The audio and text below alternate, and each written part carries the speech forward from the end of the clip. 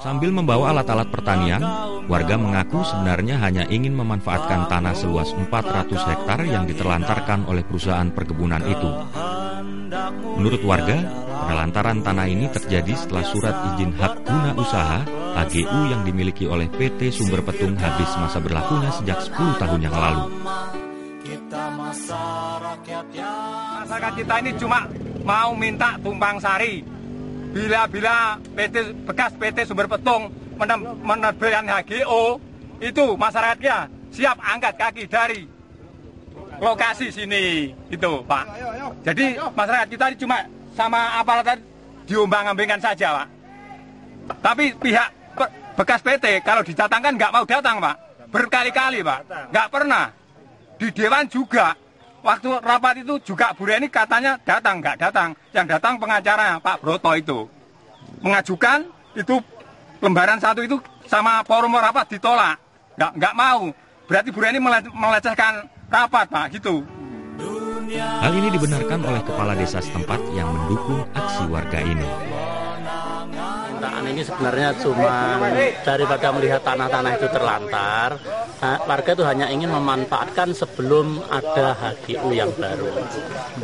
Cuman itu. Selama ini?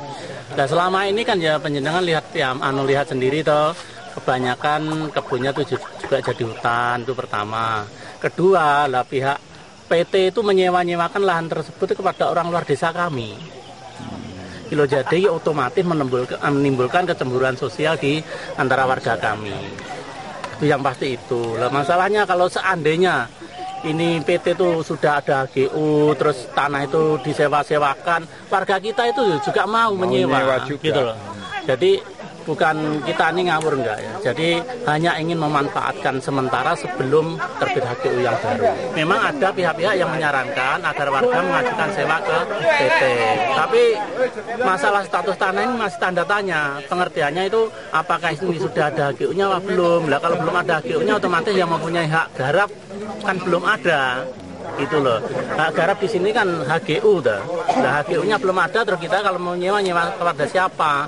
Sedangkan kita tanya kepada instansi terkait, misalnya BPN ya, dijawab kalau tanah ini sudah menjadi ketentuan kalau tanah menjadi milik negara setelah HGU-nya habis. Nah, ini 10 tahun, gitu. Ini sudah 10 tahun tanah ini tidak ber-HGU. Apa yang dikatakan warga ini tentu tidak salah. Bahkan jika mengacu pada peraturan pemerintah, tanah itu sudah bisa dikatakan terlantar jika secara sengaja tidak diolah sekurang-kurangnya 1 tahun. Kita telah di pasal 1, pasal 2, dan pasal 3. Di situ ada hal-hal yang sifatnya esensial, bahwa yang dinamakan tanah terlantar itu memenuhi 3 unsur. 1, sengaja tidak diolah atau digarap atau dikelola. Sekurang-kurangnya waktunya 1 tahun, syarat kedua. Yang ketiga, tidak memperkenankan pihak lain untuk mengolah tanah itu. Itu yang diatur di ketentuan yang lama. Peraturan pemerintah nomor 36 tahun 98. Jadi dasarnya PP. Tetapi keluar pula PP yang baru tahun 2010, peraturan tentang tanah terlantar, syarat itu diperketat.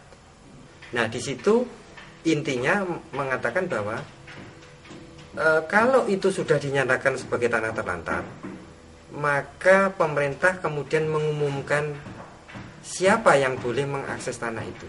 Nah, dalam kaitannya mengakses tadi, maka sumber daya tanah itu setelah dinyatakan terlantar, maka masyarakat yang ingin mengajukan permohonan untuk memperoleh tanah itu diutamakan, yaitu kelompok masyarakat yang belum mempunyai tanah, yang berprofesi sebagai petani. Ingat bahwa negara kita adalah negara yang berbasis pada pertanian, sehingga sumber daya tanah ini menjadi sebuah gantungan harapan, begitu. Nah, ini yang harus disadari oleh pemerintah.